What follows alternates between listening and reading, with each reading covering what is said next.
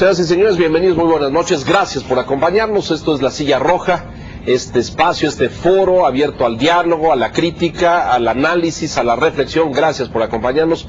El día de hoy La Silla Roja recibe a la presidenta de la mesa directiva en la Cámara de Diputados, la diputada federal María Guadalupe Murguía, a quien le agradezco profundamente su presencia y que nos conceda este tiempo. Muchas gracias. Leonardo, muchas gracias. Bienvenida. Encantada de estar aquí. Señor Cacho, buenas noches. Bienvenida. Señor Quintana. Alejandro, buenos días. Buenas noches. Hemos vivido a lo mejor la primera parte de esta administración en la legislatura anterior, una etapa muy intensa de una agenda legislativa abultada, ambiciosas, pasaron muchas reformas que hoy todavía seguimos en espera del proceso de implementación de muchas de ellas. Y esta nueva legislatura o esta segunda legislatura del sexenio enfrenta a lo mejor temas, me parece, de mayor profundidad o de mayor o de tejido fino, pero a lo mejor sería importante, diputada, que pudiéramos analizar a qué retos y desafíos se enfrenta esta legislatura en el futuro inmediato. Yo creo que efectivamente va a ser un periodo legislativo muy interesante. Hay varias iniciativas ya en puerta, incluso en comisiones, que van a pasar al Pleno.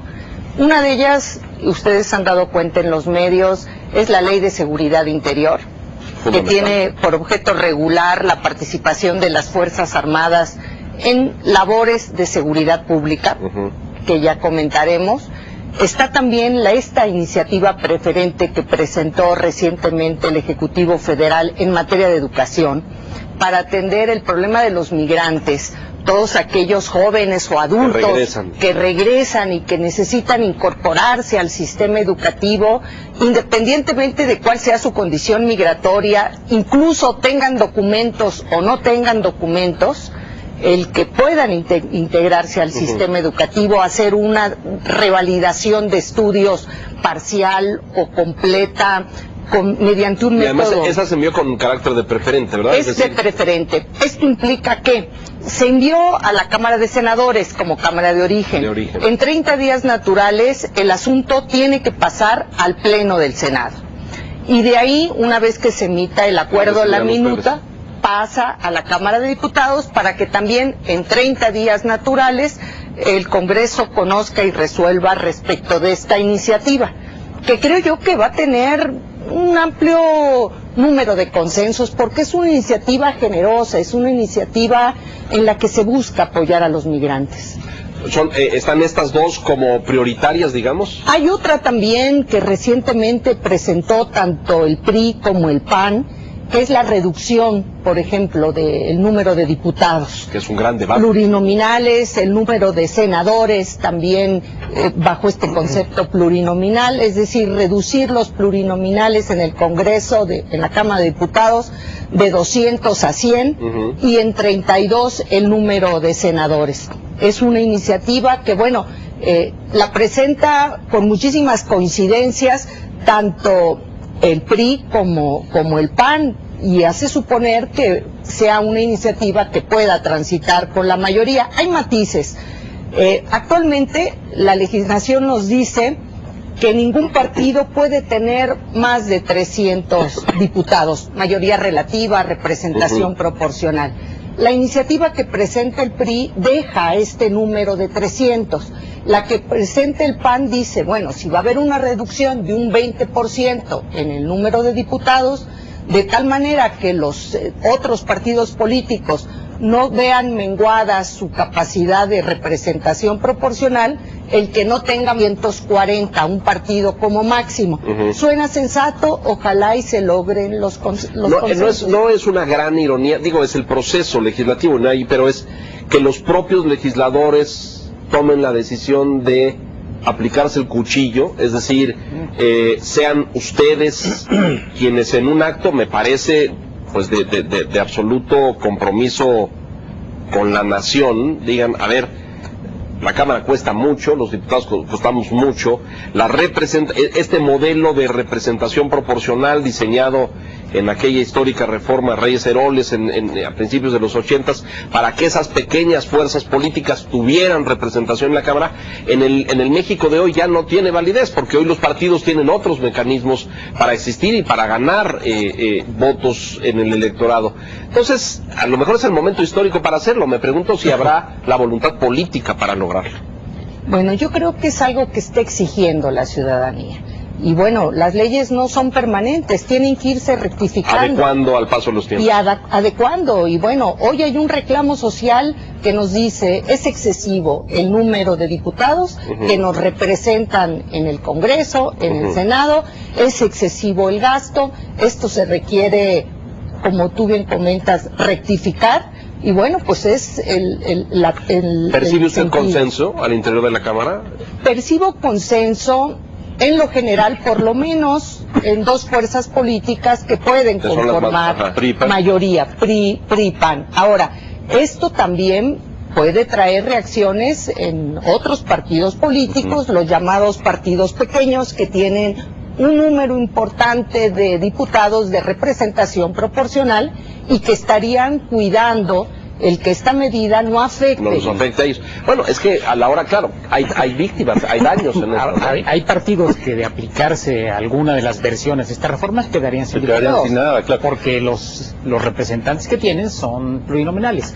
Hay muchos que no ganaron un solo distrito por mayoría, y bajando el número de plurinominales a lo mejor no les alcanza o les reducen la cantidad de legisladores. Entonces ellos ya dijeron que van a patalear y resistir. Si hubiera consenso del PRI y el PAN, seguramente pasa, pero no va a ser gratuito, va a haber quién. No va a ser fácil. Ahora, esto implicaría que fuera de la mano con esto la iniciativa del Congreso de Jalisco, la de financiamiento a los partidos, que discutimos hace unas semanas. Hace unas semanas tuvimos aquí a Pedro Kumamoto. Exacto. Esta iniciativa para que los partidos políticos reciban el presupuesto público de acuerdo a los votos. ¿Conoce usted esa iniciativa, diputada, por supuesto? Bueno, la iniciativa se ingresó ya en la Cámara de Diputados. Y además viene de un congreso de un estado, lo cual tiene otra jerarquía, supongo. Y se le dará trámite. Ahora, he escuchado opiniones en el sentido de que, bueno, resulta en principio sensato que los partidos tengan un ingreso en proporción al número de votos que obtengan. Aunque también esto puede llevar, según quienes tienen experiencia en las lides electorales, a distorsiones. A distorsiones en el sentido de generar una participación artificialmente mayor de la ciudadanía con el propósito de mantener un mayor ingreso para los partidos. Creo que vale la pena analizarla, revisarla, pero es una iniciativa que ya llegó por el Congreso de Jalisco al Congreso. Para que sí tienen trabajo, tienen muchos pendientes ahí. La del ajuste de los pluris a los de mayoría relativa significaría que la Cámara de Diputados pasaría de 435 diputados a ¿cuántos? ¿A 300? ¿A 300? De 500 de 500 ¿no? A 400. De 500, exacto, de 500 a 400. 100 menos. Y los senadores 32 menos. Correcto. O sea, los senadores que actualmente ingresan al Senado bajo las listas proporcionales, bueno, ya no estarían participando, sería solamente prácticamente 3 senadores por cada estado. Los 2 que ganan la mayoría de votos en una fórmula y la primera minoría en cada uno de los estados. No es un tema que le toque directamente a la mesa directiva, pero en la misma dirección de lo que estamos hablando. La ciudadanía también tiene la sensación de que los grupos parlamentarios reciben mucho dinero y lo reciben de manera opaca. Toda aquella discusión del bono de fin de año y las bolsas que las fracciones manejan. ¿Percibe usted que hay disposición de avanzar en transparentar los recursos que se manejan adentro de la Cámara? Sí, es algo que también nos ha pedido la ciudadanía reiteradamente, y bueno, hoy actualmente para este año, para el 2017, ya hay un proceso de transparencia de los recursos que percibimos como diputados muy claro, concretamente. Los ingresos de los diputados están divididos en lo que es propiamente la dieta y lo que es un apoyo para gestión. ¿Por qué? Porque los diputados tenemos que realizar gestión en nuestras entidades, en nuestras zonas donde obtuvimos la votación. Esto implica mantener una oficina de gestión, contar con el apoyo de algunos colaboradores a los cuales hay que dar también alguna remuneración económica, y la gestión también implica por parte de la ciudadanía el que van con frecuencia sí a solicitar gestión para ingreso en una escuela, para que le salga su escritura, para obtener su testamento en algunos casos, pero también cuestiones tan básicas como que se les apoye para comprar unas medicinas, para ir al doctor, para pagar las cuotas escolares, para útiles escolares. Son recursos, sí, efectivamente recursos públicos, como son los recursos públicos que puede manejar un gobierno federal, un gobierno estatal, un gobierno municipal en gestión social. Por eso no forman parte del ingreso. Pero, diputada, la gestión no es esencial en la función de un diputado, por lo menos como lo tenemos conceptualizado en México. Es decir, la función esencial de un diputado no es hacer gestión. En el ánimo de la opinión pública, así es. Es que la gente espera que el diputado le resuelva cosas o le dé dinero. Sí, pero su chamba no es esa, es lo que tú dices. Claro. Está distorsionado de origen. Claro. ¿No sería momento ya de corregir eso? Claro. Es posible que sea ya el momento. Esto se ha venido dando con los años. Sí, sí. Y bueno, el resultado ha sido que a los diputados se les han dado recursos para gestión. Y bueno, efectivamente, la ciudadanía también se cuestiona si a un diputado le corresponde realizar gestión o no. Creo que es válido entrar al fondo de este cuestionamiento y decir, ¿es nuestra función o no es nuestra función? Esa es una discusión, pero me parece todavía una más grave, es que no hay rendición de cuentas. Sí, claro. Es decir, los diputados reciben esto. Habrá algunos que en efecto ponen su oficina de representación. Nunca en mi vida he visto una oficina de representación de un diputado en ningún distrito donde yo he votado. A lo mejor existen y van y atienden y mantienen contacto con sus electores, con los ciudadanos que los eligieron. Me parece muy bien. Yo he visto en muchas legislaturas a diputados de provincia que los fines de semana agarran un avión y se van a su tierra para ver a su gente y estar en contacto con su gente. Muy bien. Pero la ciudadanía no tiene ningún registro ni control de que esos fondos se emplearon adecuadamente. Es decir, el diputado, pues bien puede decir esto es parte de mi ingreso o de mi salario. Lo presumo, no lo puedo asegurar porque no tengo los datos en la mano, pero flota en el ambiente. Es decir, y estoy hablando sí de las dietas y de la gestión, pero luego hay muchos otros ingresos de los que tampoco hay. Pedimos a la Cámara que nos diera una relación de los bonos de fin de año, quiénes recibieron, cuánto recibieron. Respuesta: cero. Cero transparencia, cero comunicación. Eso no puede continuar. No, y las comisiones, cada comisión cuesta. Bueno, y claro, los presidentes de las comisiones y esos tienen hoy sigue sobresueldos. existiendo la Comisión de Concordia y Pacificación para Chiapas. Sí. 25 años después, ¿no? Y nos sigue costando. La Cocopa, y nos sigue costando. Bueno, quiero puntualizar. Efectivamente, así como ustedes lo han expresado, se ha expresado también públicamente la ciudadanía exigiendo cuentas. Para este año, para el 2017, ya en este ejercicio de absoluta transparencia y fiscalización, el SAT emite un acuerdo donde nos dice: de lo que ustedes reciban como gastos de gestión, porque una cosa es la dieta es un sueldo y pagamos impuestos como cualquier persona, pero de lo que se recibe por gestión, necesito que me justifiquen con facturas fiscales a qué se destina. Y tenemos, de acuerdo a este año inicia esta transparencia. Tenemos que informar al Congreso en qué gastamos y acreditarlo con facturas. Sí, claro, ustedes pagan servicio de una renta de oficina o de un empleado, pues aquí está el recibo, la factura. Así es, claro. Así es. Si contrato un servicio, si tengo un asesor, si compré cobijas para diciembre, bueno, pues estas cobijas tienen aquí una factura y aquí están, y además acreditarlo con evidencias fotográficas de que, bueno, pues efectivamente hechos, claro, suben tales o cuales municipios entregando estos juguetes, entregando todo esto. Bueno, esto ya opera ahora, al grado que incluso si no logramos acreditarlo con facturas, lo tendrían que devolver. Exacto, la Cámara para el siguiente mes nos retiene lo que no acreditamos. Y es una manera ya de avanzar significativamente en esto de la transparencia. ¿No? Sí, pero ¿sabes qué? La burra no era arisca y yo no estoy seguro. Ya estás desconfiando. Sí, claro, bueno, claro. Pero, lo que dices, no dudo de la palabra de la diputada, pero la Cámara nos retiene, dices, híjole, sí les retiene, o sí les va a retener. Pero yo vuelvo a esto de la gestión. A ver, ¿por qué un diputado tiene que regalar cobijas? Para eso está el DIF y para eso está Cedesol. Es una distorsión, sin duda, claro, creo que es una distorsión. Que se ha venido dando con el tiempo, sí, al grado que incluso ayudan la proporción de estas dos cosas, es decir, del 100% de lo que recibe un diputado al mes. ¿Qué porcentaje es la dieta y qué porcentaje es la cuota para gestión? Mire, en términos generales, un sueldo neto de un diputado es en el orden de 60,000 pesos, neto. Neto, correcto. Y por lo que respecta a lo que es gestión, esto puede variar un poco porque hay apoyos que recibe cada diputado para la movilización a sus lugares de origen.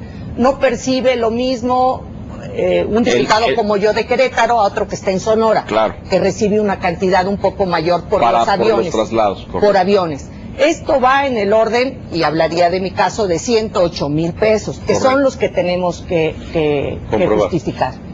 Lo que hace al sueldo, eso yo lo tengo que justificar ante Hacienda con el pago de impuestos sobre la renta. Si tengo otro ingreso, se me acumula, igual que cualquier persona. Pero lo otro, que es parte del apoyo de gestión, bueno, pues ahora habrá que comprobarlo y habrá que presentar facturas y recibos. Ahora, a lo mejor el otro paso es esto que comenta Alejandro Cacho, de decir, bueno, ¿qué pasa si realmente es la función de gestión una labor propia de los diputados o no? Y en esas condiciones, bueno, pues tendría que ser el siguiente paso. A mí me da la impresión de que estamos como en una junta con dominos, ¿no? En donde nadie llega nunca a un acuerdo y alguien dice... Pues, mi cajón es el de hasta adelante. Exacto, ¿no? ¿Por qué pintaron de este color? Y yo creo que hay dos órdenes, ¿no? Y que estamos abordando, creo que la ciudadanía está muy lastimada por estos temas que de repente se ventilan en la cosa pública, en donde los diputados y su orden de gestión interna, pues es algo que a mucha gente parece que le está importando. No obstante, la trascendencia de la Cámara de Diputados está en el orden legislativo y lo que decíamos al principio, ¿no? Pues cuál es la agenda con la que se van a hacer leyes a partir de ahora. Tenemos el tema de Trump encima, que probablemente está modificando la agenda a partir de la gestión, ¿no? Lo que quieres es pintar una raya y separar los temas porque ya le hicimos una ensalada. Bueno, es que parece que estamos en esa junta con dominos, ¿no? Justamente revisando las cuotas. Revisando las cuotas, ¿no? Y porque digo, no sé si esto es lo que debe discutirse de la Cámara de Diputados. Me parece que es muy pertinente porque la ciudadanía está lastimada, pero incluso en algunas de estas asignaciones de presupuesto a la gestión, puede ser que haya cosas bien hechas y que fueron pertinentes y que a la autoridad local ni la federal no atendió, ¿no? Y eso no lo sabemos porque tampoco se comunican. Pero yo creo que ya no es tiempo de eso, ¿eh? Coincido contigo, pero yo creo que ya no es tiempo. Es decir, para eso están otras instancias de gobierno que también reciben dinero para lo mismo. Y hay que decirlo, hay mucha gente con necesidades en este país, pero también hay mucha gente mañosa que va y le pide al diputado una cobija y luego va al otro lado y pide otra chamba. cobija. ¿Cuántas gentes le piden chamba a usted, diputado? Pero bueno, vamos a hacer una pausa y atendiendo el muy preciso anotación del señor Cacho. Pasamos al siguiente tema de la agenda de condóminos. Exacto. Vamos a atender la agenda legislativa primero, porque la ley de seguridad merece ciertamente algunos comentarios, y luego entramos a este tema porque sí hay esta percepción de que la ciudadanía no se siente auténticamente representada. Sí. Así es. Mensajes y regresamos.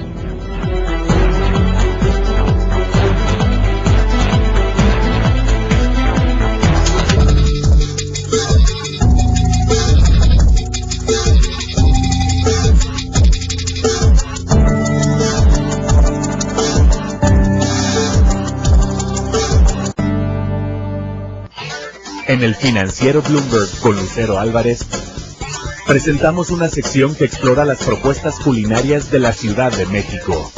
Hasta la cocina. Todos los viernes en el Financiero Bloomberg con Lucero Álvarez. El Financiero Bloomberg.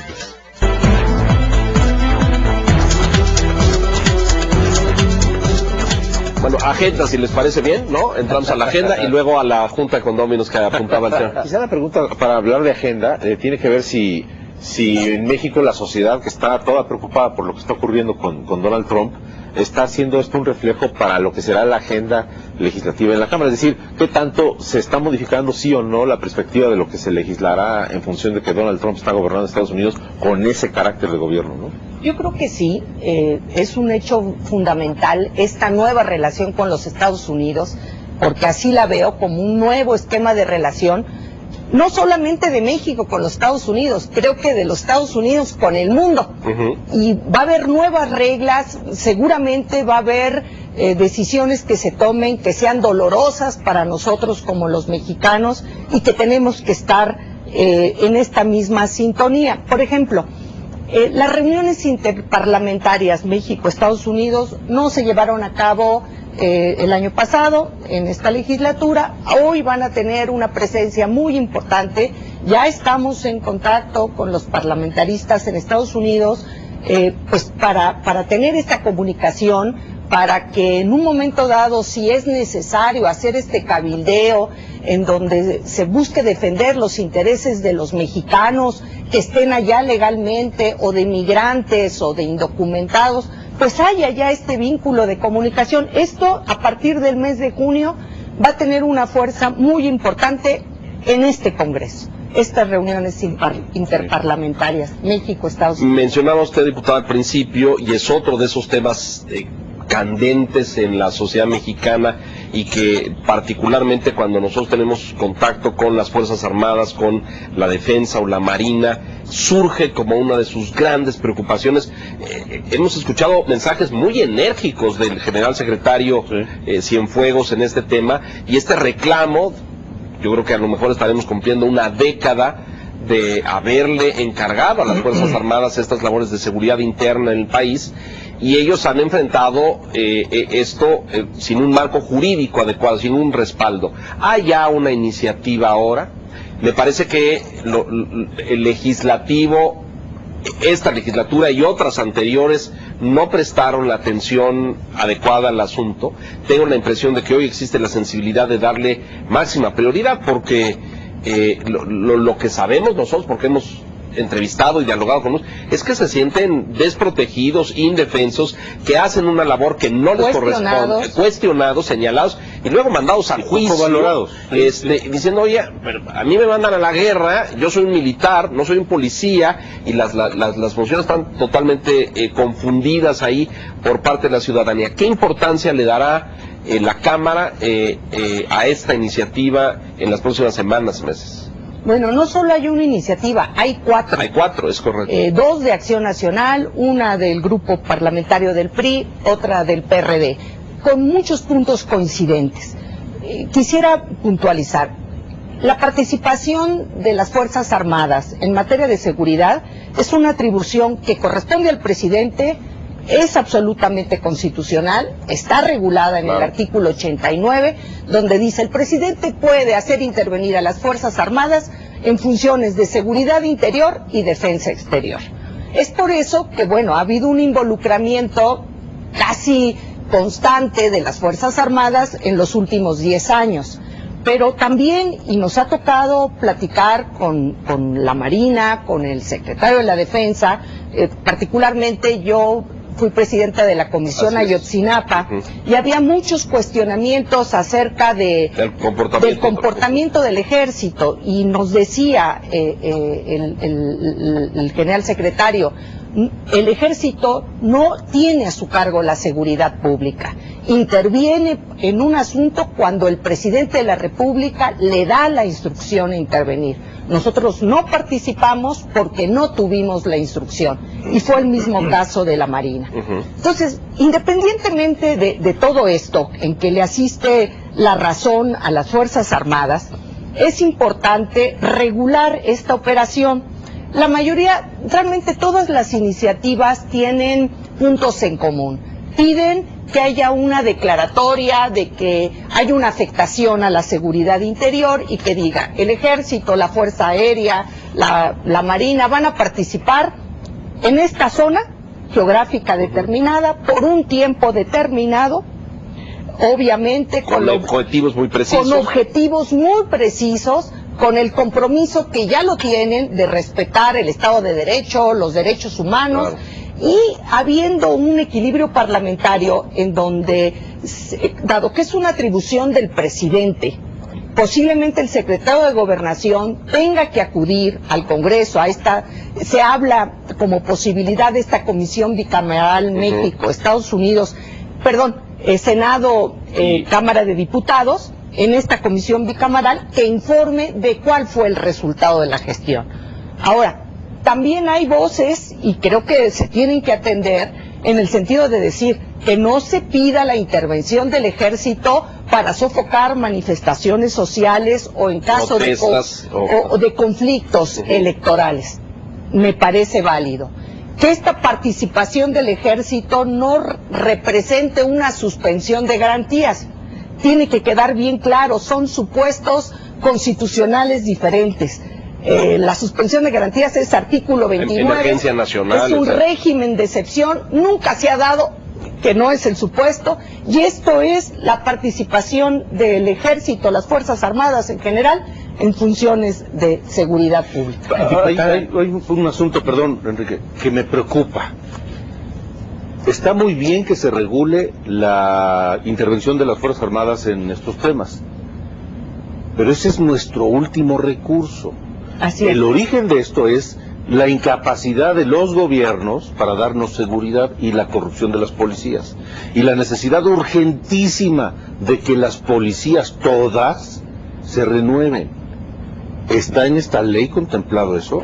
Sí, el supuesto de intervención de las Fuerzas Armadas implica que sean con un carácter subsidiario, es decir, que se acredite, y de ahí la necesidad de una declaración de afectación, el que las policías estatales o municipales no son suficientes, no tienen la capacidad, están involucradas, no son lo suficientemente confiables por no haber cumplido los controles de confianza, etcétera, y entra de carácter subsidiario, y por eso es por un tiempo determinado, en una zona, y rindiendo. Pero hay en este proyecto de ley, se contempla obligar a los gobiernos, desde el gobierno de la República hasta los gobiernos municipales, a que asuman su responsabilidad y renueven a las policías. Eso no de nada va a servir. Es decir, vamos a seguir teniendo las tropas en la calle. Es que el exceso de esto, diputada, y lo hemos visto estos años, es que el gobernador acaba diciendo: no, yo no puedo, no tengo con qué. Es asunto de la federación. Usted presidió Ayotzinapa y vimos la terrible inacción del gobierno local, que no hizo nada, ¿no? Se quedó como viendo, avisó al federal. Lo que hizo la policía fue entregarlos al... Bueno, una policía corrompida, cooptada, penetrada, etcétera. Así fue.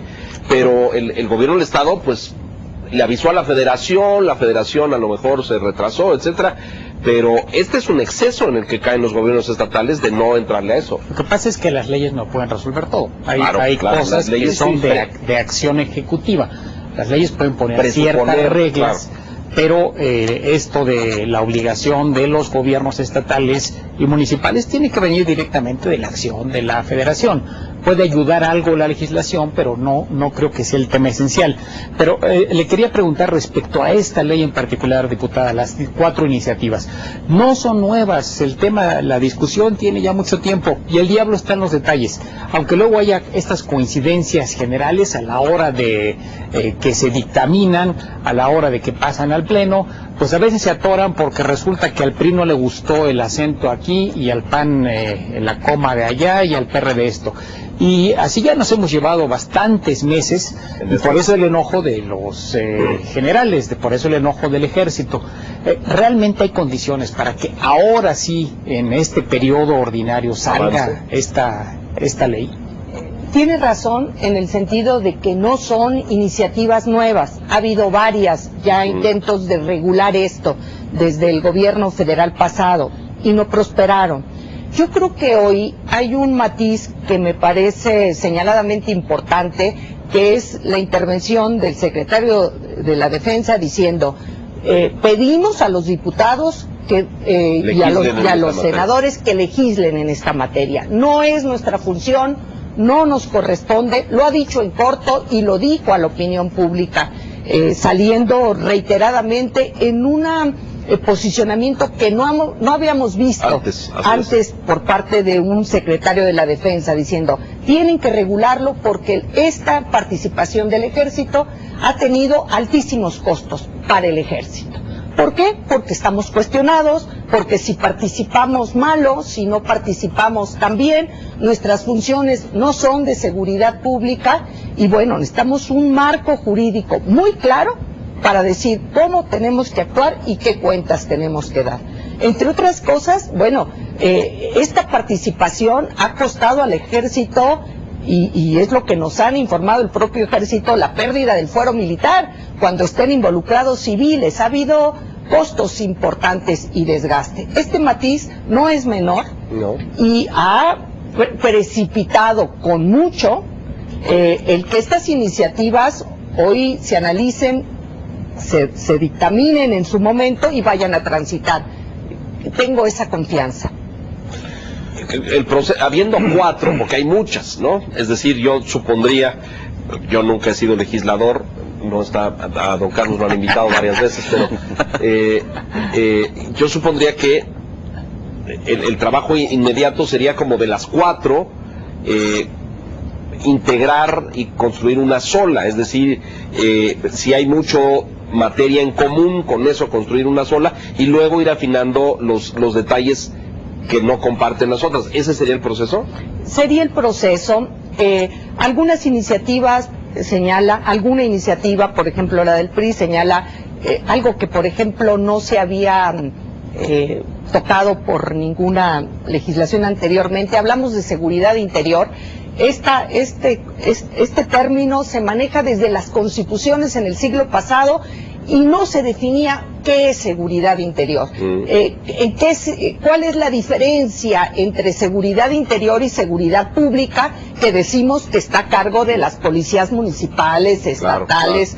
Claro. ¿Cuál es el matiz? ¿Cuándo un asunto es de seguridad interior? Le toca a uno y le toca a otro. Y entonces, bueno, es cuando se pone en afectación el Estado de Derecho, las instituciones, los derechos democráticos del Estado, por decir algo, y ya seguridad pública es lo que afecta a la persona, a las personas, a las familias, en su propia persona, en sus bienes, pero en su patrimonio. Esto, ¿no? Es un matiz muy técnico, ¿no? Chiapas, o las Margaritas, o el levantamiento zapatista hace 25 años, ¿dónde cae?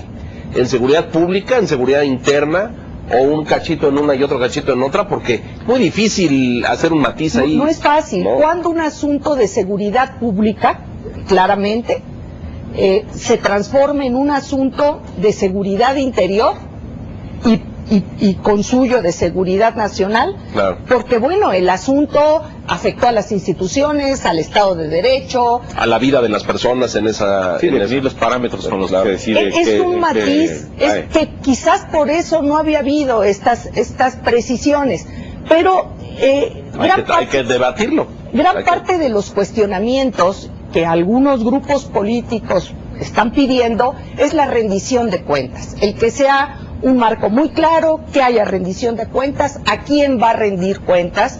Por decir algo, algunas iniciativas dicen, pues que sea el Consejo de Seguridad Nacional.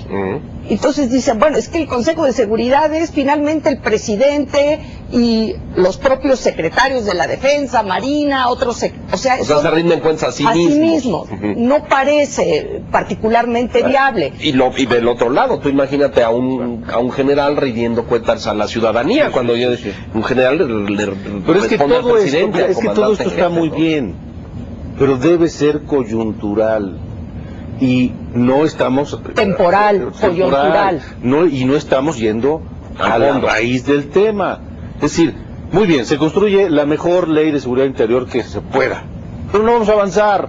mientras no obliguemos a los gobiernos a cumplir su responsabilidad de reconstruir las policías que deben ser las encargadas de darnos seguridad. Pero me pregunto, cotidiana. ¿tú crees que eso le toca al Congreso? ¿Le toca No sé, pero no estamos avanzando en un ahí. transitorio, algunos de los cuestionamientos que se han hecho, es decir, el que las Fuerzas Armadas se retiren paulatinamente de las funciones de seguridad interior que tienen asignadas en varios estados, poner un plazo.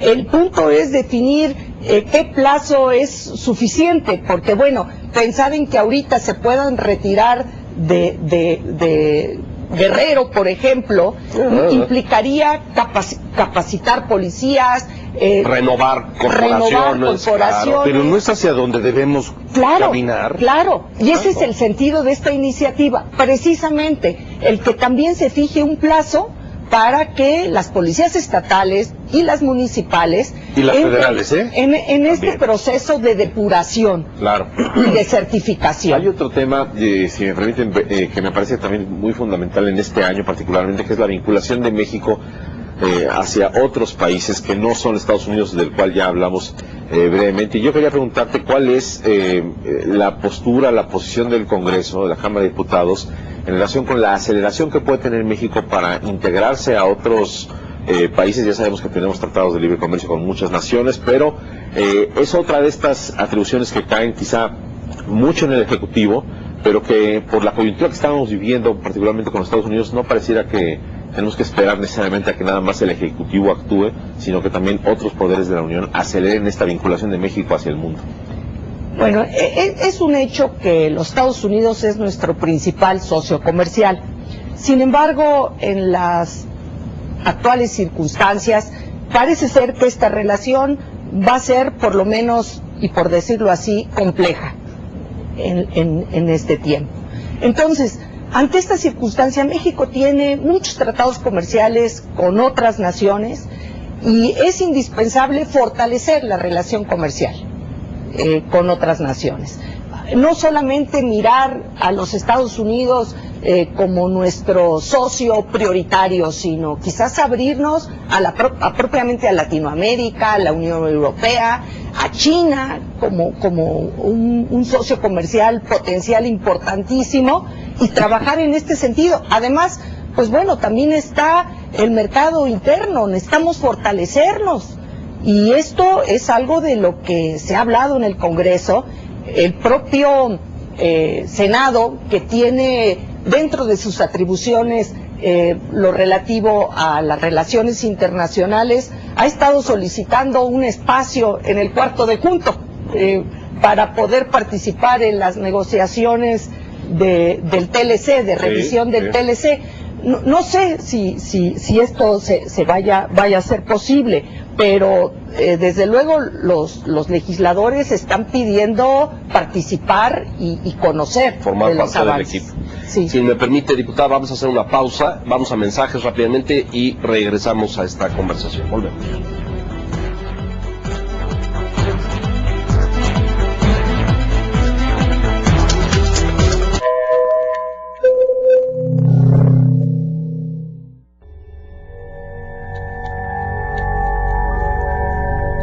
Imagine a doctor's office that kind of looks and feels a little more like an Apple store than like a doctor's office. It kind of learns and gets better over time as it gets more information about you. You know, maybe we're a little too ambitious in drinking our own Kool-Aid, but we fundamentally think that every part of healthcare can be redesigned to be built on top of kind of a new world platform.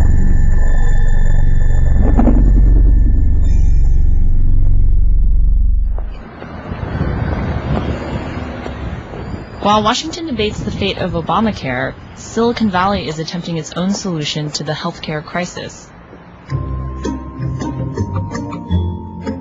It's a sleek, teched-out reimagining of the doctor's office built by a startup called Forward. Founder Adrian Aoun is a former Google executive, so naturally he sees the high cost of medicine as a failure to incorporate the smart tech revolution.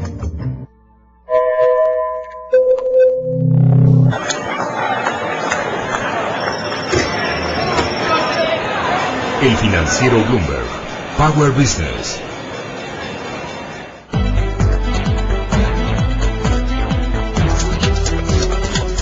Estamos de regreso en la recta final y hay así de planchado, Sí. Hay una que yo quería mencionar, bueno, la de seguridad ya la agotamos, ahorita vamos a la rendición de cuentas de los diputados. Hay una del PES muy trascendente que habla del fuero y que también es un tema que lastima profundamente a la ciudadanía, sobre todo cuando vemos, en las semanas recientes tú has mencionado mucho el caso del diputado Tarek Abdalá, que está ahí con una serie de señalamientos respecto a su comportamiento como secretario de Finanzas en el gobierno veracruzano, y este señalamiento al fuero, decir, bueno, a lo mejor ya no son el espíritu con el que nació esa figura constitucional allá en los tiempos del loco de Victoriano Huerta, pues ya no son estos, ¿no? Yo no veo a ningún presidente de la República persiguiendo a ningún diputado ni nada. Por sus expresiones, Sí, ¿no? Sí, Porque sería el sentido del fuero. Originalmente. ¿Le ve futuro? ¿Existe sensibilidad entre sus colegas para que esto transite? Este tema, como también lo comentamos aquí, no es nuevo. Ya ha habido en otras legislaturas iniciativas. Hoy está la del Partido Encuentro Social, ha habido por parte de Acción Nacional para eliminar el fuero. Es más, hay incluso gobiernos estatales que en sus legislaturas locales ya quitaron el fuero. Me quiero referir, por ejemplo, a la que conozco, que es Querétaro, que recientemente se elimina el fuero. Bueno, creo que es uno de los reclamos de la sociedad, y si estamos atendiendo lo que nos piden, si queremos dignificar la imagen de los diputados, es algo a lo que le tenemos que entrar necesaria, forzosamente, porque el sentido del fuero es que un diputado que se sube a tribuna y es crítico, hasta cáustico en sus comentarios, bueno, no pueda ser reconvenido, dice, o procesado por sus expresiones, pero ya de ahí a que esté fuera del sistema del derecho penal y que no se le pueda seguir proceso más que previo procedimiento, bueno, esto ya la gente no lo quiere. Es que hoy el fuero se ha utilizado por algunos como una protección ante sus antecedentes turbios. Sí. Bueno, acordémonos que ha habido experiencias en donde diputados que están sujetos a un proceso han tomado posesión para evitar simple y sencillamente el quedar sujetos a un proceso, ¿no? Sí. Ojalá y prospere, Es que imagínate que esta legislatura reduzca el número de legisladores, reduzca el financiamiento público a los partidos, o lo modifique por lo menos, y que elimine el fuero. Pues hombre, en letras doradas, colocados ahí van a estar los nombres de todos ustedes. Como de los constituyentes. Exacto, ¿acaso, como de no? los constituyentes. Vaya, le pusiste muy alto el estándar a la presidenta de la mesa, Ahora, hay consenso porque pareciera que a veces para consumo público sí es muy bueno el discurso y la propuesta. Sí. Pero ya a la hora que los allá coordinadores, le meten en todos estos, pareciera que vamos a encontrar otros temas y van a pasar al número 25 de la lista de prioridades de otros asuntos. ¿Sí le ve futuro en esta legislatura, diputada? Yo creo que si hay un poder cuestionado, es el legislativo. Es el poder legislativo. Hay desconfianza en todas las instituciones, hay que decirlo, pero señaladamente respecto del poder legislativo. Y bueno, queremos dignificar la presencia y la función de los legisladores, y por eso se están atendiendo esto que ya no son solo peticiones como ha habido siempre, y es un verdadero reclamo social.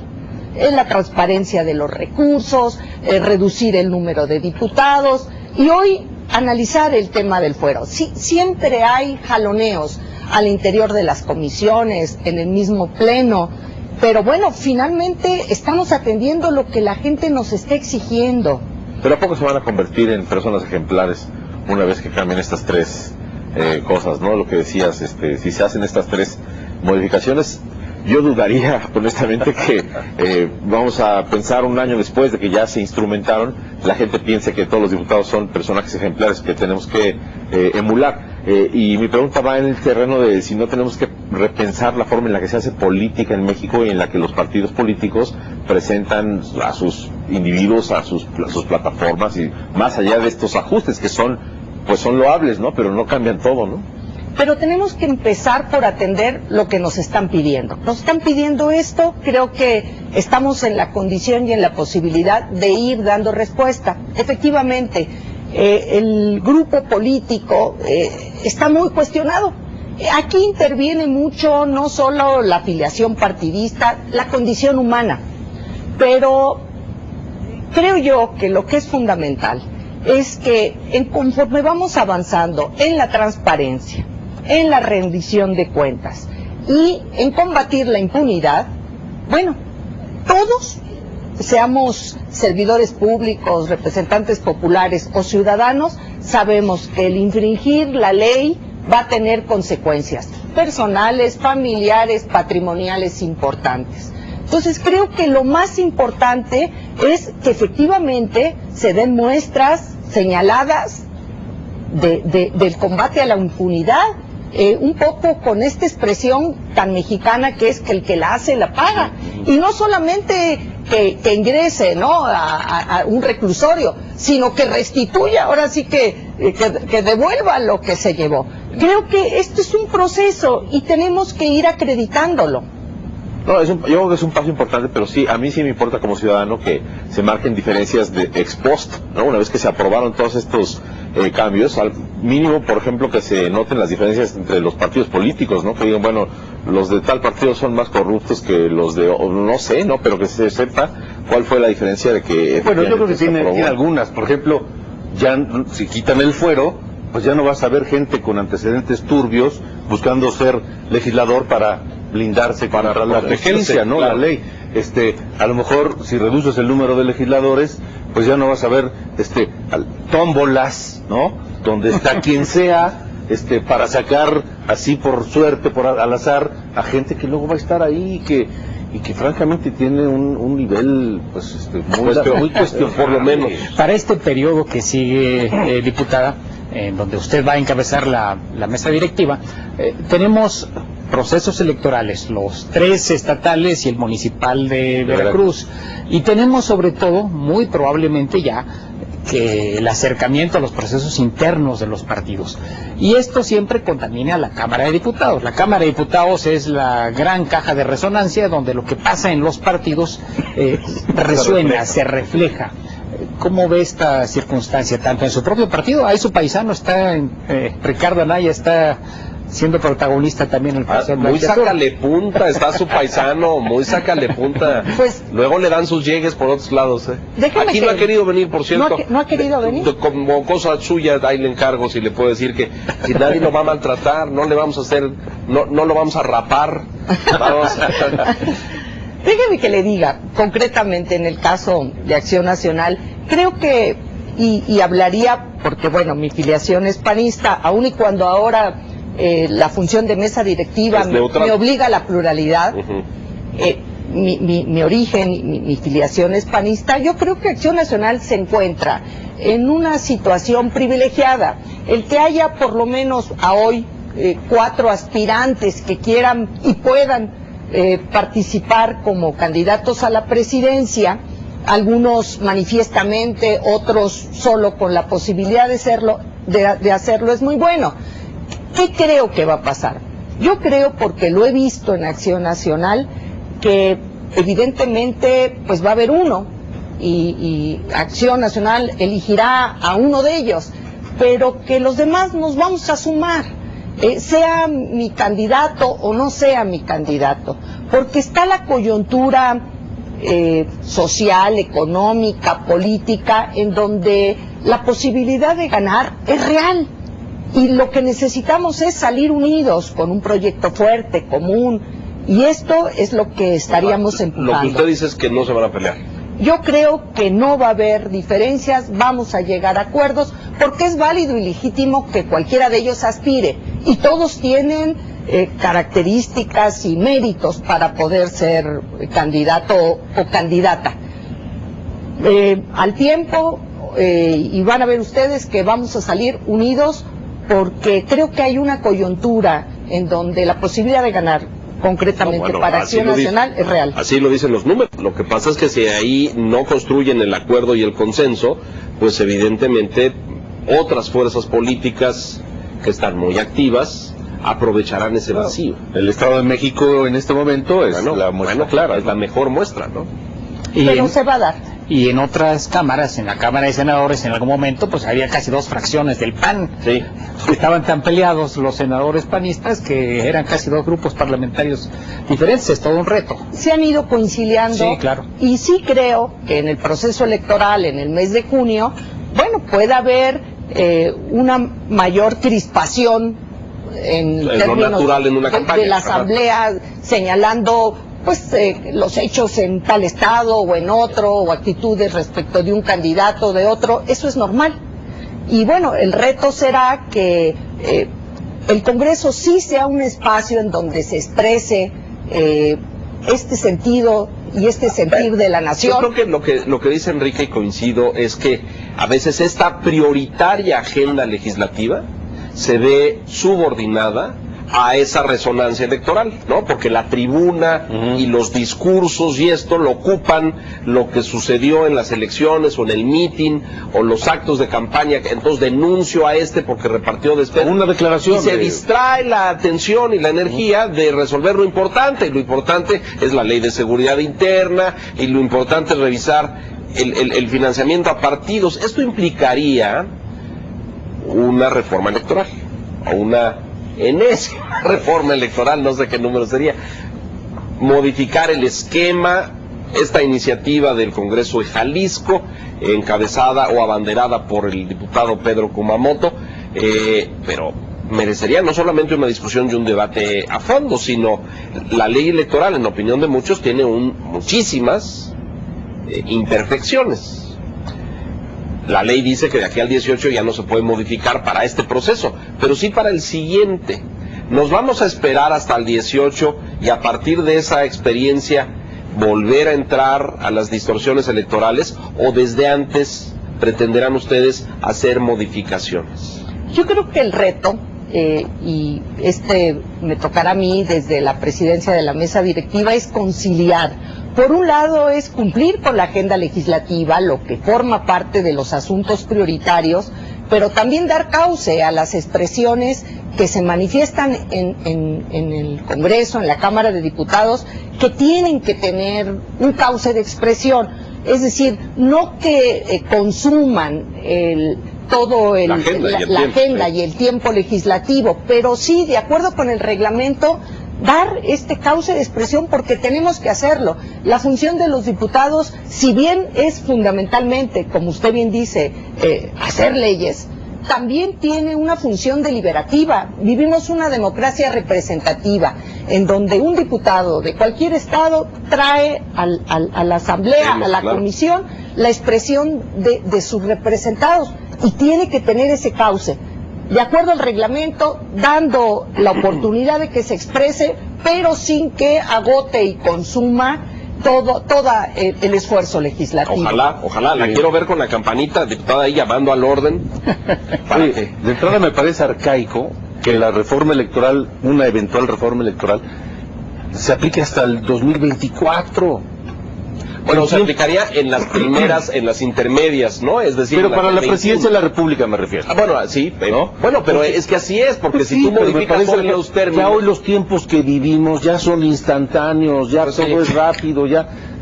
¿Por qué pero es que si no tendríamos una cada año, ¿no? Hechas a la medida de las circunstancias. Exactamente. Es que a modo para cada... Como está tan de moda ahora, a decretazo. ¿Ya nos vamos? ¿Ya se nos acaba el tiempo? Estamos en conclusiones. Bueno, a ver, nada más para salir con... Vemos con buenas posibilidades la de seguridad interna. Yo creo que sí.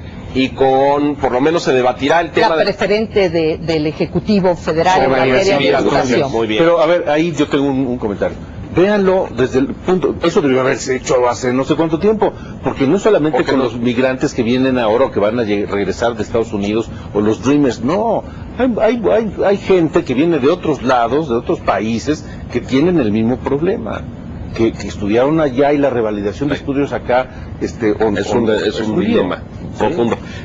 Bueno, están esas. El tema del financiamiento a los partidos se va a discutir. Bueno, también es otro de los temas que están, sí, no sé si, y lo tengo que decir así, alcanza el tiempo. Por un lado, y por otro lado, si se logren los acuerdos y los consensos para entrar también a ese tema. Los pluris. Esta iniciativa ya está, yo creo que hay acuerdos mayoritarios para que sea analizada y posiblemente salga. Otro asunto importante. A partir del 2018, los diputados federales que ingresen y los senadores van a poderse reelegir. Sí, esto ya está. Ay, no lo discutimos, cierto. El artículo 59 constitucional ya da esta atribución. Bueno, no hay una ley secundaria que lo regule. Y si esta legislatura no le entra a regular mediante una ley cómo es el procedimiento, por ejemplo, si tienen que pedir licencia, si son pluris pueden ir por representación de un distrito, o al revés, en fin, matices de este tipo, corremos el riesgo de que los próximos diputados y senadores que ya pueden ser reelectos regulen para sí mismos. Claro, es un riesgo terrible. Lo tendrían que hacer ustedes antes. Esta legislatura yo creo que tiene la responsabilidad de hacerlo. Sé que se está trabajando una iniciativa que posiblemente se presente la semana que entra por parte del Grupo Parlamentario de Acción Nacional para entrar a este asunto que me parece también fundamental. Bueno, hay gente como, pienso en Pablo Gómez, ¿no?, que no necesitó de esta ley para estar ahí. Y varios. Las últimas 2 décadas, pero ¿quién más? Yo creo que tiene el récord. ¿Quién más tiene? No, bueno, había líderes obreros que estaban... Que iban de una cámara a otra. Sí. En fin, se nos acaba el tiempo. Conclusiones, señores. Pues yo sí pugno porque los diputados en general se conviertan en personajes ejemplares con 1, 2, 3 adecuaciones de las que hablábamos que me parece que son indispensables, pero sí creo que desde el punto de vista de la calidad moral de la gente que está ahí, pues tiene que pensar algo más allá de nada más estas iniciativas que son importantes. Y por otro lado, sí, renovar la agenda hacia el exterior. Entiendo que implica al Senado, pero por la deliberación que ocurre en la Cámara de Diputados es importante que se empuje eso también para México. Por supuesto. Suerte, mucho trabajo. Ojalá lo saquen todo de la mejor manera posible. Gracias, Alejandro. Pues así va a ser. en este consejo de condóminos del país, de nuestro condominio que se llama México, ese es el del ponemos de acuerdo. Sí. No, qué bueno que hay conciencia de la mala imagen que tienen los legisladores entre la población. Ojalá haya la consecuencia y se empiece a corregir lo que da origen a esta mala imagen, que en efecto ahí está y va a costar trabajo quitarla. Porque hay un malestar social muy grande, muy grande. Trabajemos en ello. Muchas gracias, María Guadalupe, muchas gracias. Gracias a ustedes, señor Mota, señor Quintana, señor Cacho, y gracias a usted por la gentileza de su atención. Lo esperamos el próximo domingo en La Silla Roja. Hasta entonces, gracias.